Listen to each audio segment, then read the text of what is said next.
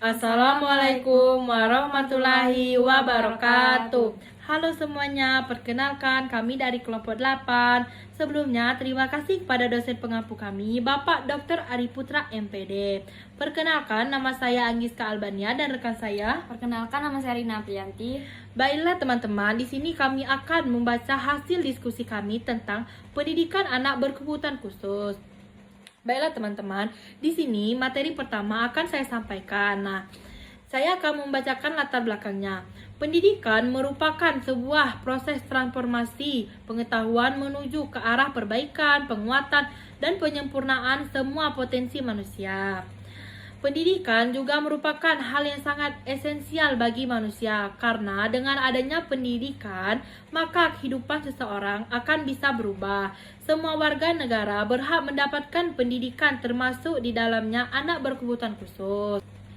Baiklah teman-teman, selanjutnya saya akan membahas jenis-jenis anak berkebutuhan khusus. Yang pertama itu tunarungu. Tunarungu adalah seseorang yang memiliki hambatan dengan pendengarannya, baik secara permanen maupun tidak permanen. Yang kedua, tunagrita. Tunagrita adalah anak yang memiliki gangguan mental intelektual. Anak tunagrita cenderung memiliki inteligensi di bawah rata-rata normal pada anak.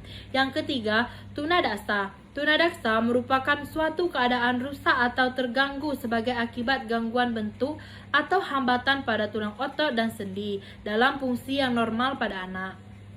Selanjutnya, yang keempat, tunawicara. Tunawicara atau gangguan berbicara adalah suatu gangguan bicara yang terjadi pada anak dan mengakibatkan ketidakmampuan berbicara secara normal sehingga anak tidak bisa berkomunikasi dengan baik. Nah, yang terakhir itu tunalaras. Tunalaras merupakan seseorang yang mengalami gangguan untuk mengelola emosi serta kontrol sosial. Selanjutnya teman-teman, saya akan menjelaskan tentang pendekatan pembelajaran anak berkebutuhan khusus atau ABK. Yang pertama itu pendekatan pembelajaran anak berkebutuhan khusus atau ABK tunanetra. ABK tunanetra yang buta total dan yang low vision. Pendekatan pembelajaran melalui kegiatan belajar dengan palpation method atau metode meraba. Yang kedua, pendekatan pembelajaran anak berkebutuhan khusus atau ABK tunawicara. Anak berkebutuhan khusus tunawicara yang mempunyai hambatan dalam mendengar dan berkomunikasi secara lisan. Yang ketiga, pendekatan belajar anak berkebutuhan khusus atau ABK tunagrita. Anak berkebutuhan khusus tunagrita yang memiliki masalah kesulitan belajar yang disebabkan karena mengalami hambatan perkembangan kecerdasan dan intelektualnya.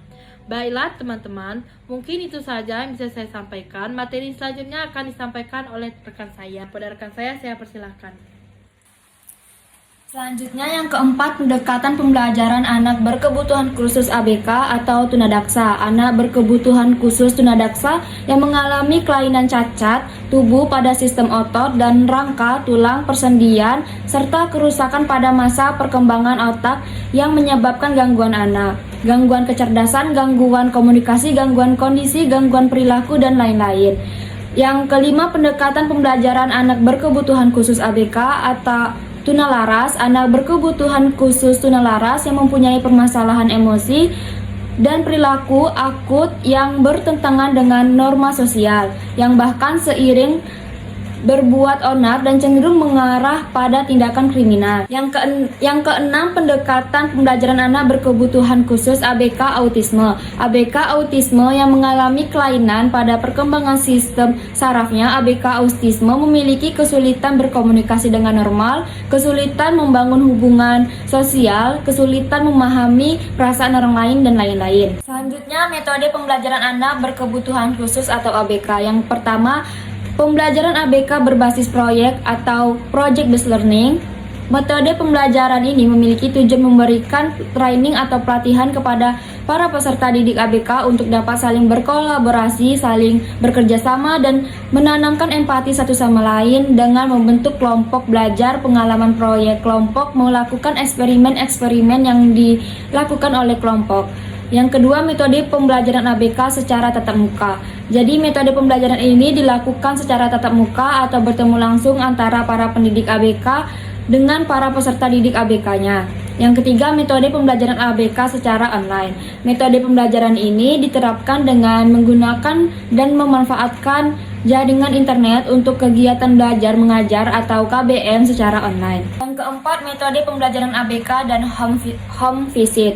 Metode pembelajaran home visit ini mirip dengan homeschooling. Jadi, para pendidik ABK home visit ini mendatangi atau mengunjungi secara langsung rumah-rumah para peserta didik ABK-nya pada waktu tertentu. Yang kelima, metode pembelajaran ABK dengan integrated curriculum.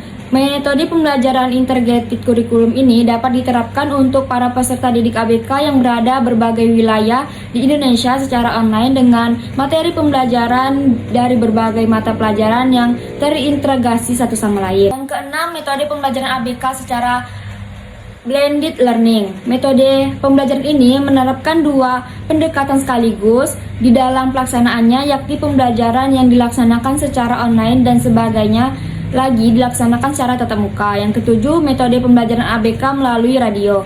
Metode pembelajaran ABK melalui radio yang bekerjasama dengan Radio Republik Indonesia atau RRI merupakan inovasi pembelajaran yang mulai diterapkan pada saat kondisi Indonesia dalam masa pandemi COVID-19.